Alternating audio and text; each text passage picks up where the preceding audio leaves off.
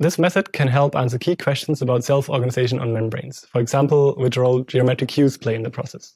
The main advantage of this technique is that it allows precise control over all aspects influencing pattern formation, such as protein concentrations.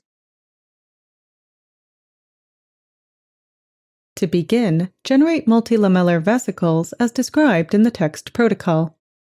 Now, freeze-thaw the lipids for 7 to 10 cycles by first preparing a beaker with water at 70 to 99 degrees Celsius on a hot plate, as well as a container holding liquid nitrogen. Hold the vial in liquid nitrogen with large tweezers until the nitrogen stops boiling. Then transfer the vial to hot water until the solution is completely thawed.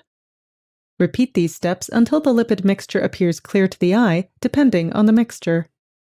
Next, assemble a lipid extruder and pre-rinse the system with MinBuffer. Extrude the lipid mixture between 35 and 41 times through a membrane of 50 nanometer pore size. Make sure to end on an odd number of passes to avoid aggregates that never traversed the membrane.